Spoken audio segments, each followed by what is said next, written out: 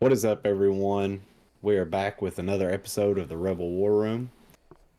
Tonight, it's just the two-man show. Me and Dalton. Thin crowd for tonight, but we're going to do the best with what we've got.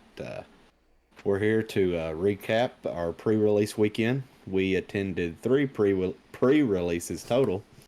And I guess we'll go ahead and start out with Dalton. How was your pre-release weekend? Yeah, so it's pretty good. I only got to attend one pre-release, unfortunately, but still had a really good time at that one. Ended up going 4-1. Yeah, pulled Yeah, we some. played 5 rounds at that Yeah, one. pulled some cool cards out of my prize packs. Not really in the actual pre-release, but that was cool. Yeah, all the stuff I pulled out of I went to three, and all three of my decks were horrible. Like I did not pull a single good card. Yeah, I did pull the showcase Leia, which was incredible, show it and off I'm if you pretty got her sure there. I peaked her. Yeah, I'll get it here in just a second, uh, but so that forced me to build Leia because I had to legally. Yeah, Um, you're required to which if I you did pull a not have showcase. any of the good Rebel cards. I should have been in green, but I built it. Here it is. Oh, And the glare is I was about to say crazy of it. can't see the card, but Yeah. Oh, wait, oh, there it is. there we go.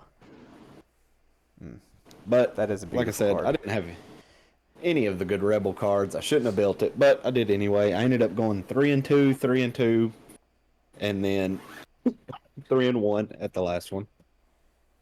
We only played 4 rounds at that one. Yeah. But, um, overall, I had a fantastic time. This game was everything I wanted it to be and more. Actually getting to play in person, So much it's fun. so much it's so much better than TTS. Like I was really struggling with the game mechanics on TTS. It's just not the same as playing in person. Yeah. And now that I actually have the physical cards in my hand, and it really just shows you how diverse this game can be as far as gameplay and deck building and everything. 3 different events. I built 3 completely different decks and had 3 completely different experience with it. Um, but overall, we went to. I'll shout out the shops in Lexington we went to. Oh, Berea was. Berea. What was that place called? Bad Wolf Gaming. Bad Wolf Gaming. I knew it was Wolf. I couldn't remember. And then the one in Lexington was Chaotic Good, which was a great. Both of them was great shops. They were. We had a great time. Um, uh, I guess what we could get into tonight, other than the fact we had a blast at the pre-releases, this game was everything we wanted. What is your biggest takeaway from like playing the game in person for the first time? That's good. It is a good question because I'm Yeah. struggling with an answer too. I was just it exceeded my expectations, I Yeah. guess. It was just fun Like to have the physical cards yes, and the the anticipation yeah. was crazy, and the fact that I can't even. I was so excited to Yeah. get my It hands on them was.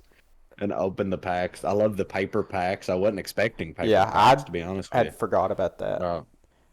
I know Flesh and Blood does paper Hmm. packs, correct? Yeah. I think they So I were think pretty card much games the are starting to do first that. ones to come up with it, and so I think that'll become a more and more common thing. Which I mean, I think it's a good thing. I do too. I mean, it's probably cheaper, I would imagine. Uh, I don't know. I think whenever they first came out with it, it wasn't, but it wasn't like a huge price difference. I do think in the paper pack that the cards feel more secure in the pack. Yeah, they don't feel Like like they slide around as much. exactly like the plastic packs, like with Pokemon, you can literally sit there and shake them. Yeah. And with these, they feel solid. Uh, I have another theory that I think the pre-release kits were juiced with showcases I didn't pull a because single showcase, but well, we the first saw. pre-release we went to, somebody pulled a showcase. They pulled that showcase Yeah, item. that still probably my favorite card. Yeah, I think Palpatine's my favorite showcase. We'll get in that later. Yeah. But then I pulled the showcase Leia at that the second one, and then the third one was there was two pulled. It was Cassian and Krennic Krennic, yeah. was pulled. Krennic looks awesome too. Krennic is a But great showcase.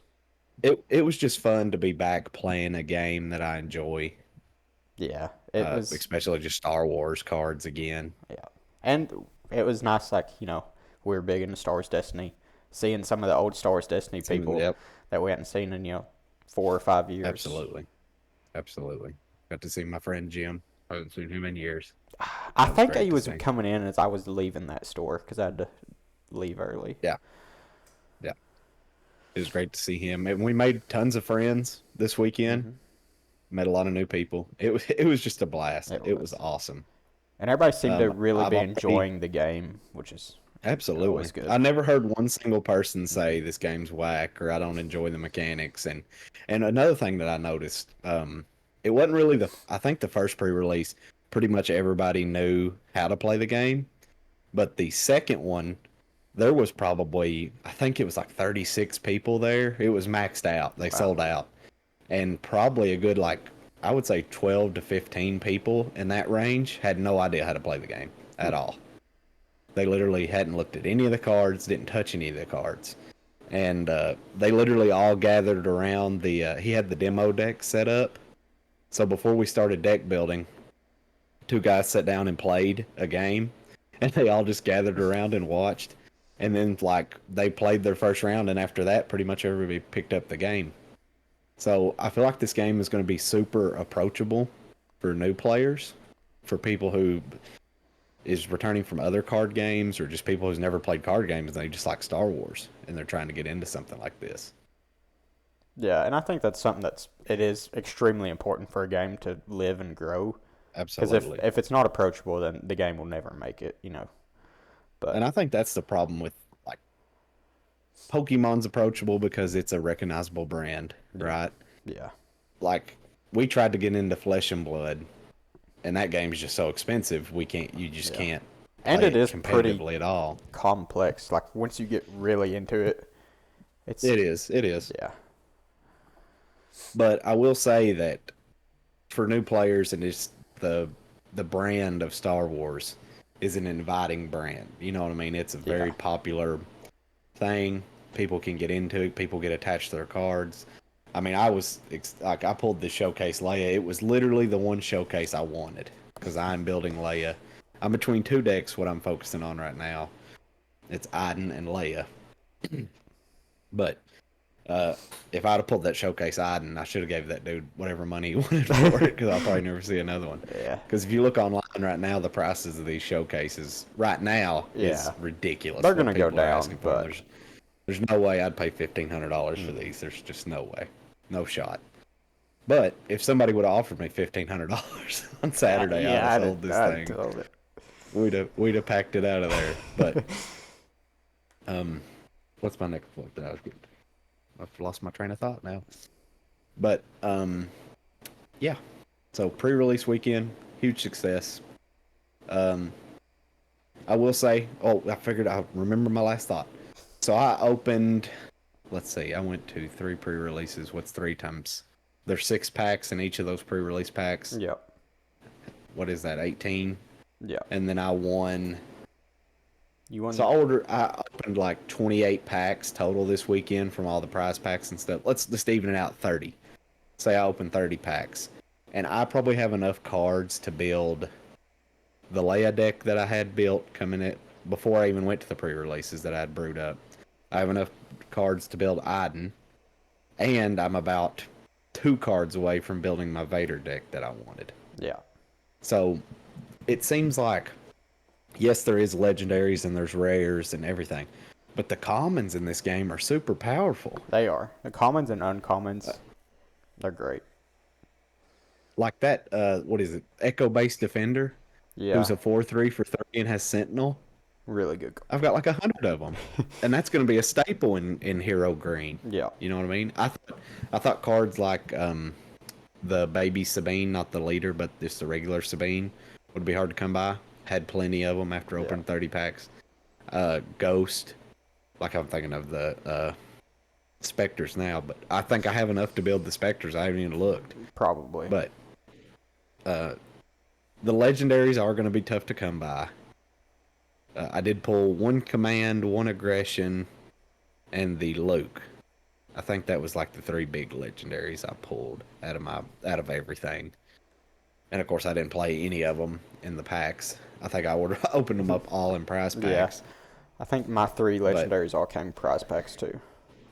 yeah, Because I which actually is had cool. one pack that was an absurd pack. It had Oh yeah, I remember now. Millennium Falcon in it, and it Yes, had a a hyperspace aggression.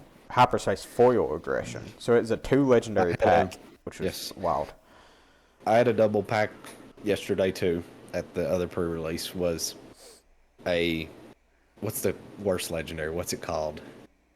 Like no other choice or something like that. It's got old buddy on it. It's yellow and it's You're like talking it's about a like the change of heart card. change of heart. Yes, What is it called? it's bad. I can't remember it. It Yeah, costs like 7, yeah. and it's got old buddy on it. I can't even think of his name Well, it's now. got Callus and Zeb on it, I think, right? Callus. Yes, yes, yes. I can't. But I pulled that and the Millennium Falcon in the same Is it pack change of heart? yesterday. I literally think it might be called Change of Heart, but I thought it was like no other choice or something like that. I'll look it up real quick. Who knows? Yeah. Bad card, Yeah. unplayable, It unplayable. shouldn't be a legendary. But it shouldn't. But you're gonna have cards like that in every set. Yeah. But for how many 252 is in this set? Yeah. 256. I mean, I feel like I've got a ton of cards. Of course, I'm missing some legendaries, but Yeah. 30 packs in, I have so many, which I would like to collect one of every card from the set. Just the base, Yeah. which would be cool to do. Yeah. Already got all the bases, even the rare ones. I have one of each out of 30 packs. It's just, yeah. And that just goes on the approachability of this game, especially with new players. Yeah. I feel like it's going to be a cheap game to get into. I think Like so. I was looking at my Leia deck last night, and the deck I had built and some of the decks that were on SWUDB, they don't even run any legendaries. The only is U-Wing Reinforcement a legendary? I don't I don't think even think so. so. No, I think it's rare. I don't think it is. Like that's almost the highest rarity card that's even in that deck. I think I've seen some of them play Mace Windu as like a closer, Yeah. but like that's probably going to be one of the best decks to come out of this format, and it's full of commons. So hopefully it's like that. Pokemon's kind of like that, where you can buy a meta deck for a couple $100 and feel pretty good about it. Yeah. So I'm hoping that the game is cheap and approachable, and if you want to buy the expensive cards, buy the expensive cards. And I think they've done a good job of that so far. Because like those leaders are going to be cheap, like the base leaders. Oh yeah, they'll be. If you just want to lay a, Yeah. they're going to be cheap. Even the full art hyperspace is probably going to be cheap. Yeah. But I think what we can get into now is so now that you've got the cards in your hand and you've been looking now, people are starting to build decks and stuff. What are some decks that's interesting you so far? What are you focusing in on? Give me your favorite deck. I'm still probably right now focused on my Iden deck, which I think my Iden deck is actually quite a bit different than most people's. Because like right now, most Iden decks that I've been seeing are like more mid-range and more control-y. They're ramping That's sort of how I built mine too. to the board wipe and that sort of stuff. But mine that I've been playing a lot here recently is like pretty aggro. Doesn't really control much at all except with what it heals on its own. Right. But Right. yeah, and so that's been one I've been excited about because I think it's interesting that it can go really aggro, even though it doesn't have red or yellow. But while it's going aggro, it can sit there and heal. But it's got a green villain, Yeah, which is all you really need. Yeah. I'm kind of in the same boat. I've kind of fell in love with Iden after yesterday. So I built Iden at the third pre-release, and I went 3-1, and the one game I lost, I just pretty much scooped to the guy because I was ready to go home. But I was down literally 20 damage to 0. I hadn't done a single damage to his base. I was actually playing Zach, and he had me down 20 to 0. And within a matter of about 3 turns, I was able to completely flip the game back and win. Yeah. With the combination of I was using ATST suppressor that when you play it, you can exhaust all the Taps. units with my bacon.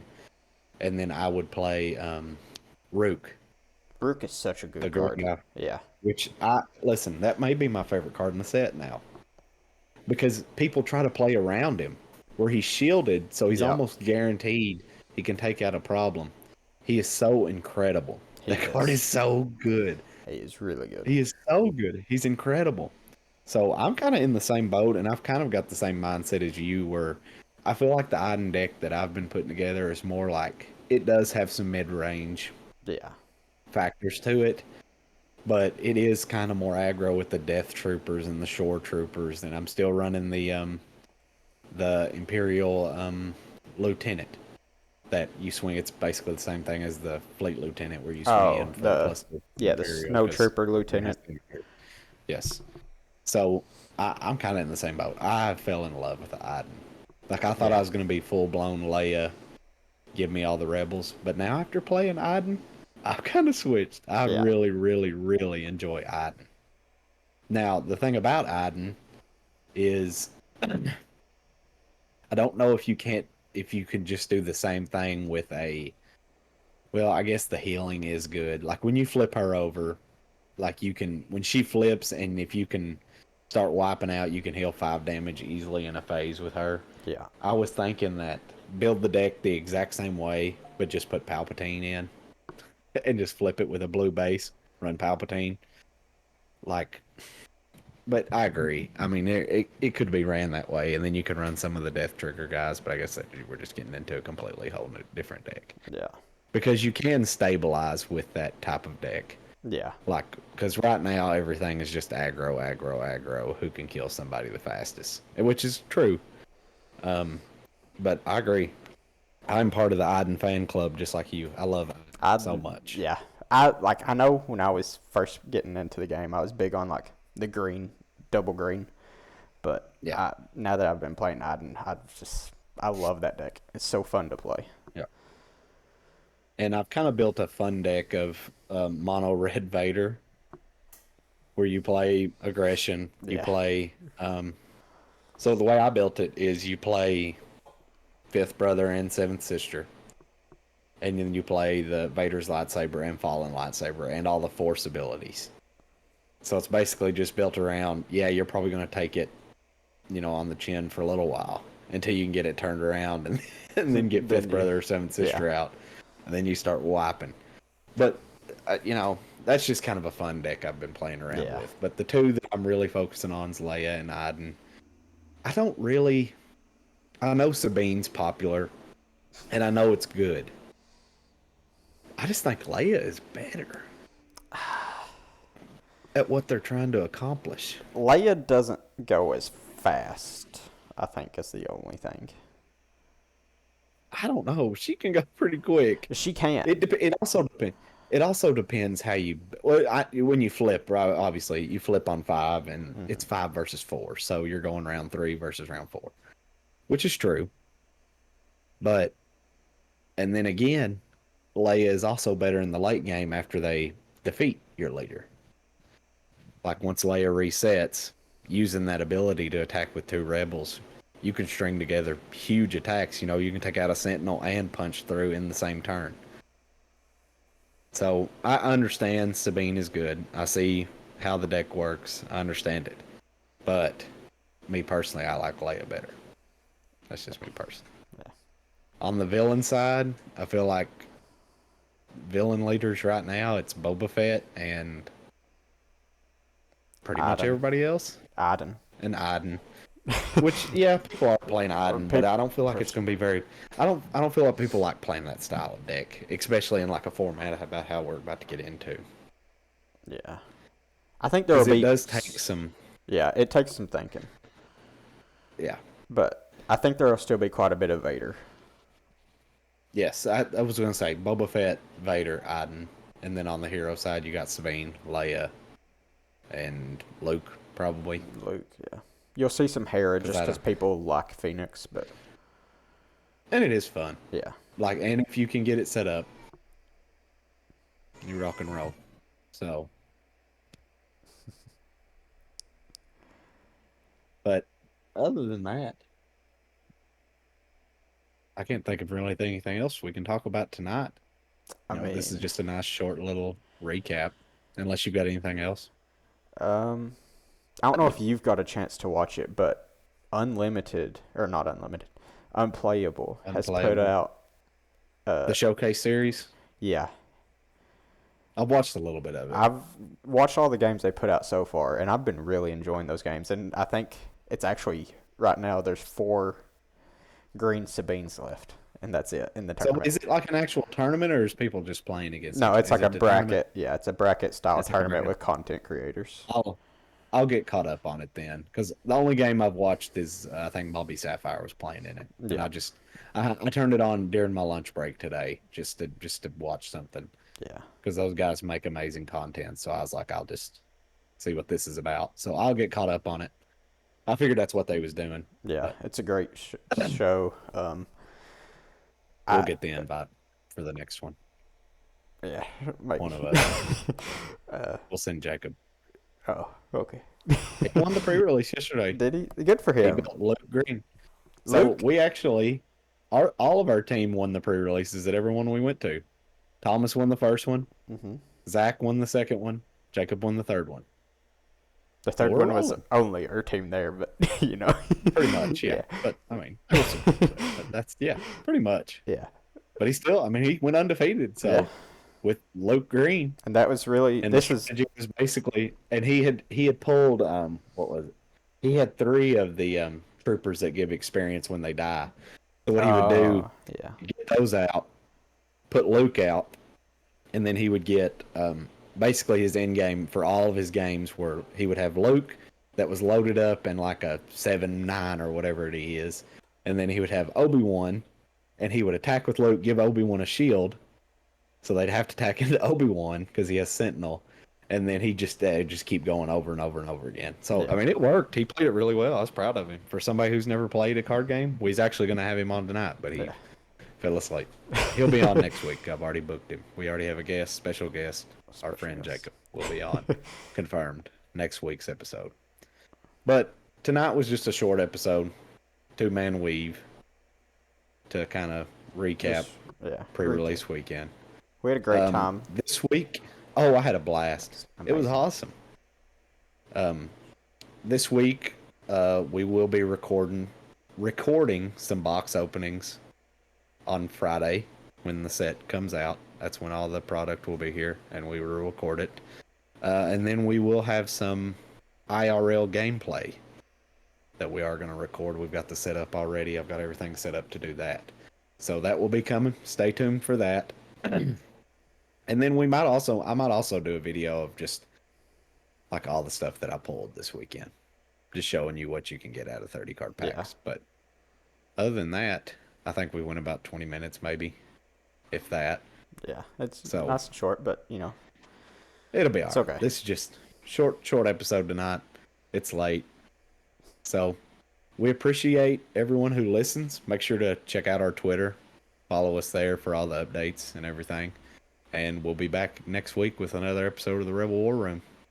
We appreciate you. See you guys.